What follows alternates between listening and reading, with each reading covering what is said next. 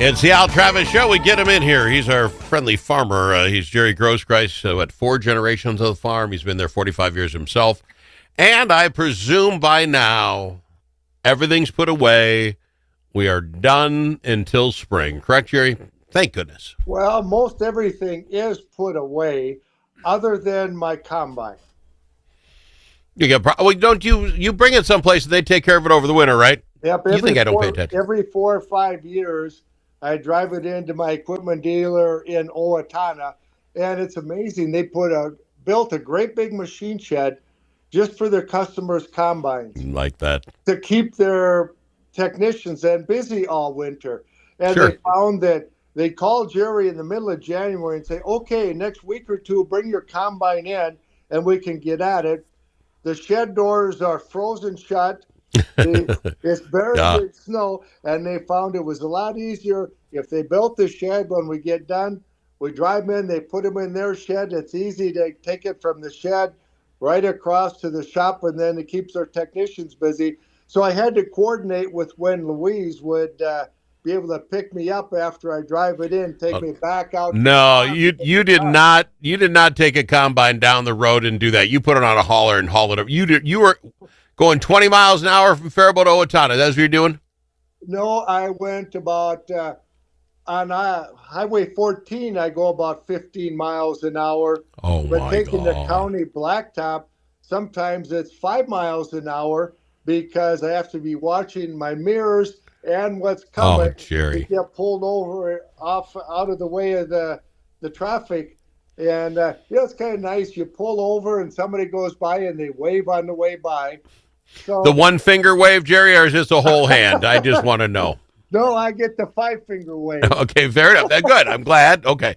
So let me ask you this, and maybe you don't want to tell me. I don't want to have ripping your guy. So they take your combine in, put her over on the side of the shed. They got time to get to it. I have no problem with that. They pull it out. How far do they go through this thing? Are they calling you up saying you need bushings for that and this and that? I mean, is this an overhaul, or is it you saying, hey, something sounds a little chinky here, check that out? What is the system? Well, I have my list of things that I know need to be fixed, and maybe like what? New seat covers? What is it? What is it you know is wrong with the thing and you kept driving it? I think there's something in the computer in the console because my speed indicator doesn't work when I have the combine on and the head on. And wait a minute, Jerry. The speed indicator, the mile per hour thing doesn't work when you have those two things on. Is the difference between going 1 mile an hour and 2 upsetting you? I mean, what do you mean speed indicator? What do you care? I want to make sure I'm going at the right speed. And you know how you can normally tell you're going fast enough, like in corn? You can feel it. If it's starting to rumble or you see your RPM starting to drop a little bit, you better back off. But after a while, okay, I'm in this field. Yep, about 2.25 miles an hour work good. So you just, every time you turn around, you set it at 2.25. What's your IPM? Revolutions. RPMs. RPM, yeah. Oh, RPM. I thought you said IPM, the corn per unit. Okay. All right. So that's a big difference. So he's going to check that. And what other stuff? I mean, do they go through the whole head? I mean, what do they got to do? Yeah, they have a checklist where they check over everything, and then they'll call me up and I'll stop down. And obviously this needs to be fixed or this bearing needs to be fixed. This one isn't quite so bad. It might go. So they'll talk to you and have estimates on what it's going to cost to fix it. But Al, you're going to get a chuckle out of this. Do you know that I got a good chunk of my combine harvested with a piece of hard rubber and duct tape, Gorilla tape? What was going wrong? Explain this to me. Why do you have Gorilla tape on your rig? My unloading auger, just after it came out of the grain tank, all at once, I was just getting going on the corn, and I saw by the truck there was some corn sprinkled out on the ground. Okay. So I start to look, and there's a hole that wore through the auger. Oh, okay. It comes off. So I got a piece of hard rubber and Gorilla tape. There you go. There you go. That makes sense. Yeah, see, I think there's a lot of that going on. A lot of that going on in your business. But now, will they weld in a new piece there, or what do they do there? Yep, there's it's happened before. So there's a piece of metal that they put down on the inside and then spot welded in place. Okay, fair enough. And they okay all this stuff, and then boom, they say, Jerry, it's done. If we haven't got snow, you can go pick it up yet, or are you going to go in the spring? The first thing you do is make everybody mad, drive 4 miles an hour back down the road again, just ticking us all off. Is that what you do?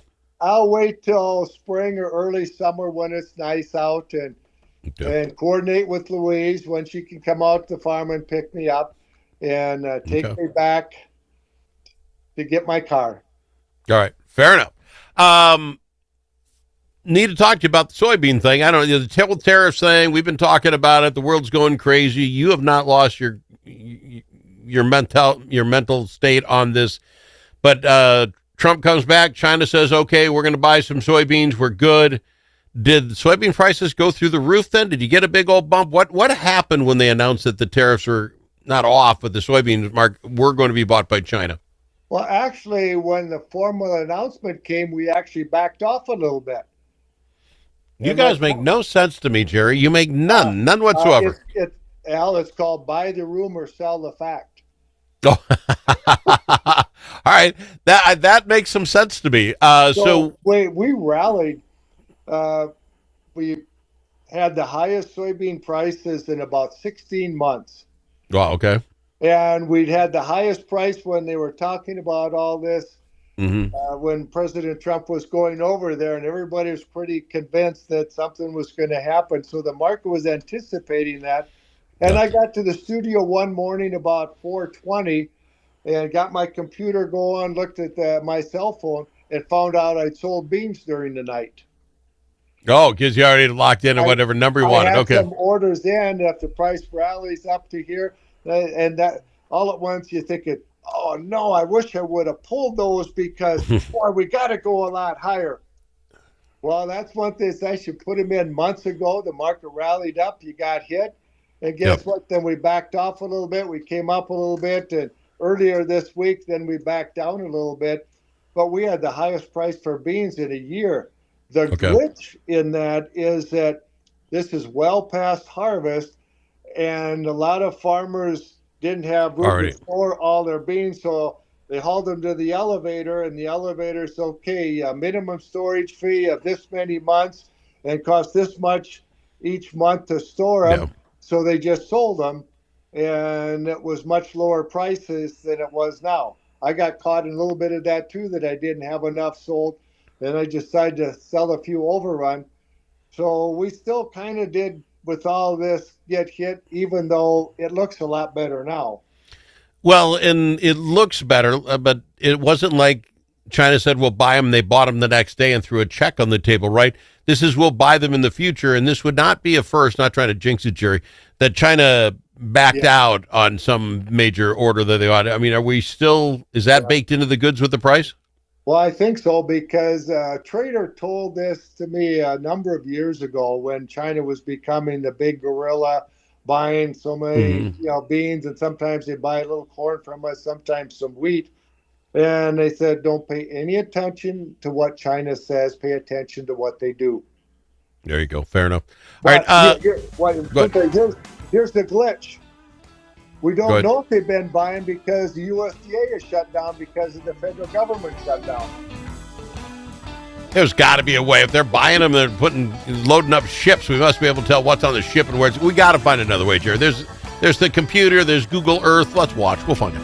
I got to go to break. I've got him, Jerry Groskreutz, talking all things farming on the Al Travis Show. Don't go anywhere. Not the same if you're not here.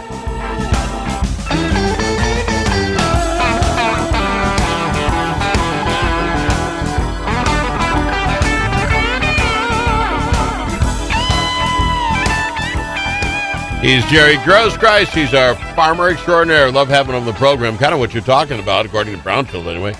Do we have any idea, then, is all corn and soybeans pretty much in? They got to be by now, right, Jerry? It's been another good week. I'd say the territory that I drive from Lakeville through Faribault and Waseca and then down to Faribault County, 90%. There isn't much corn left anymore. And talked to a couple farmers earlier this morning, going to finish today or the next day or two. So we're getting pretty darn close. Ironically, though, the last 10 days or so, 2 weeks, Mm-hmm. I've seen a lot of semis on the road, and they weren't hauling grain. They weren't hopper bottom trailers. What were they? Honey wagons Oh yeah, selling yeah, liquid gold. the liquid gold. There you go. Yeah, okay. Yeah, they got to make their money. Well, you got. I presume, and I don't know this. I don't know the hog business. You got to get those bins, those pits, Yes. empty before winter comes, because that's got to be a pain in the backside in the wintertime, right? Yep.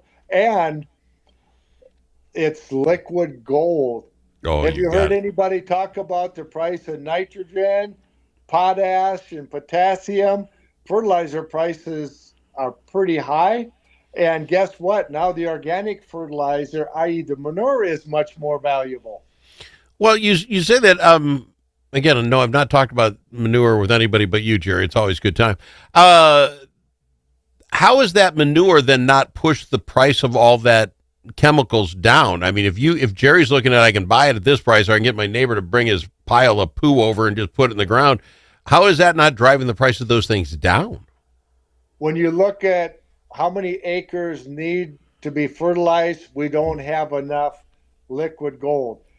Need more pigs. All Yep, right. we need more pigs. Yep. All right. Eat What more you co- pork too, Al. Buddy, I'm doing my share. Trust me, and then some.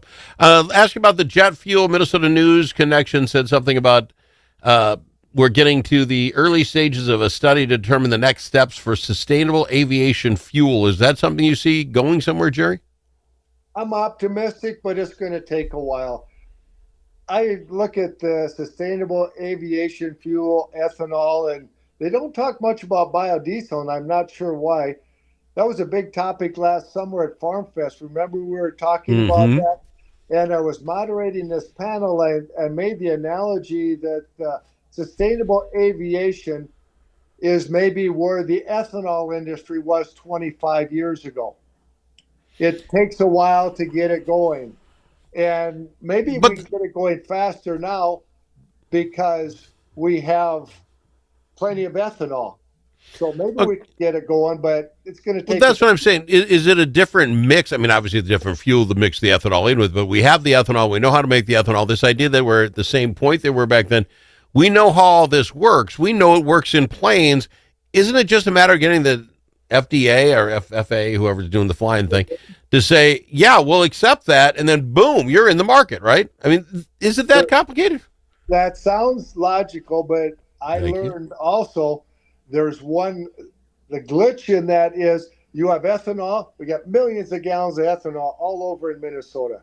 Okay. The glitch is we have to take that ethanol and process it one more step to make it into sustainable aviation fuel that makes Okay. well with jet fuel. So there's that step that we have to go in. Of course, they're thinking logical place would be somewhere close to the metro area, close to ethanol plants to get the ethanol there to manufacture it into sustainable aviation fuel. And then apparently there's a humongous pipeline that goes to Minneapolis, St. Paul, Well, that supplies the jet fuel. So we got everything right here, the huge market and the ethanol. So maybe it won't take 20 years to get okay. the last things worked out. I'm hopeful, but Okay. it's going to take a little time yet. All right, fair enough. And the last thing was about this cannabis thing. I think you and I talked about it last week. Keith Ellison, 39 other state attorney general were suing the federal government to figure out what to do with this hemp-derived THC products. No, was he not you and I talking about this? Is there a large hemp industry in Minnesota? As far as not the smokable kind, the ropes and the others. Yeah.